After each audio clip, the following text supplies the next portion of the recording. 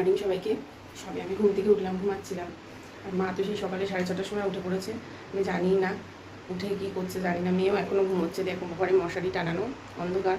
আর আমি সবে উঠলাম, 8:30 তো বেজেই গেছে, 9:45 বাজে। বাড়িতে থাকলে এতক্ষণে উঠে কত কাজ হয়ে যায়। মার বাড়ি বলে এখনও ঘুমোচ্ছি পড়ে পড়ে। আর এই দেখো বাথরুমে সব কাছাকাছি নিয়ে বসেছে।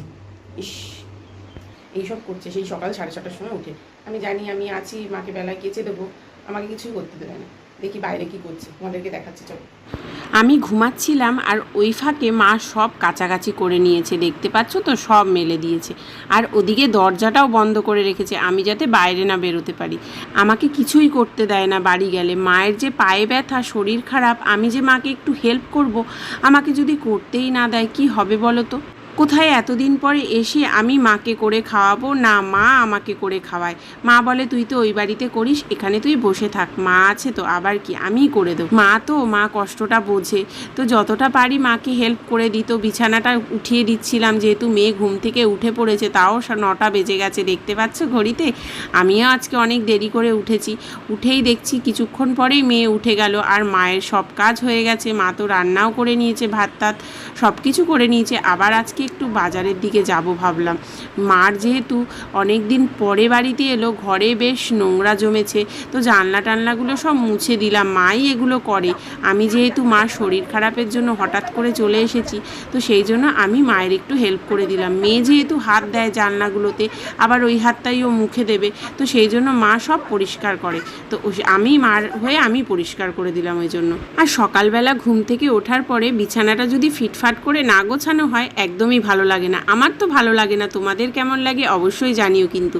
তো সুন্দর করে একটু বিছানাটাও গুছিয়ে রাখলাম, যদিও বা এটা থাকবে না, মেয়ে সব লন্ডভন্ড করে দেবে। খেলনাবাটি খেলছো? সকালবেলা উঠে খাওয়া দাওয়া লাগবে না? শুধু রান্নাবান্না করলে হবে? হ্যাঁ, গ্যাস নিয়ে রান্নাবান্না করতে চলে আছো? সকালবেলা উঠেই আমি ব্রাশ করতে শুরু করে দিলাম। আর আমার মেয়ে তো খাওয়া দাওয়া ব্রাশ কোনোটাই লাগবে না, আগেই ও খেলনাবাটি নিয়ে বসে পড়েছে খেলতে। আমাকে চা করে দাও।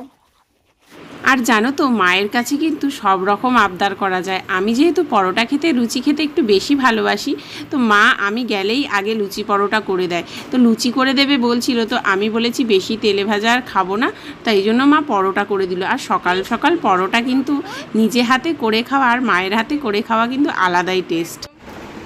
প্লেট সাজিয়ে দিয়েছে মা খাওয়ার জন্য, সকালবেলা টিফিন পরোটা আর ভেন্ডি ভাজা। তো খেতে বসে পড়েছি, এবারে খেয়ে নিই। খেয়ে দিয়ে আবার একটু বাজারে যাব, মা টুকটাক বাজার করে দেবো, যেহেতু মা পারে না একা। খাবে বলে হাত ধুয়ে নিচ্ছে। কে তুমি খাবে? বসে পড়লো অমনি। আমি খাবো কি তার আগে বসে পড়েছে, গরম তো ওটা। তো এখন খেয়ে নিই, মেয়েও বসে পড়েছে খাবে বলে, দুজনে মিলে খেয়ে নিই। তো আমি বাজারের দিকে রওনা হয়ে গেছি, দেখি কী কী কেনা যায়। মেয়েকে তো বাড়িতে রেখে এসেছি, চুপচাপ করে লুকিয়ে টুক করে চলে এসেছি, ও দেখতে পাইনি, খেলছিল। তো বাজারে গিয়ে যা যা মা বলেছে সব কিনে নিয়ে আসি। অনেক কিছু লিস্ট আছে, পরে তোমাদের সাথে শেয়ার করবো। তো বাইরে কিন্তু প্রচণ্ড রোদ্দুর আর গরম, তো অটো করে বেরিয়ে পড়লাম মায়ের জন্য জামাই ষষ্ঠীর বাজার করতে। মা যেহেতু একা পারে না, তো আমি একটু হেল্প করে দিলাম। এই যে বাজার করে এনেছি, এগুলো সব আমার এত কষ্ট হয়েছে, এত ভারী বইতে, দুটো ব্যাগই তো ভারী। এই যে এগুলো সব বাজার, সব বার করতে হবে। কি হচ্ছে, উচ্ছে ভাজা? আর কি করেছো? ডিমের ঝোল? ডিমের ঝোল হয়ে গেছে? আমি এখন একে খাইয়ে নিই বসে বসে, হাতের কাছে সব কিছু পেয়ে গেছি। বসে বসে আমার মামামটা খাচ্ছে এখন।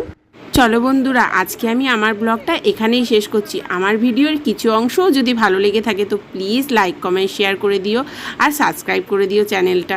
টাটা।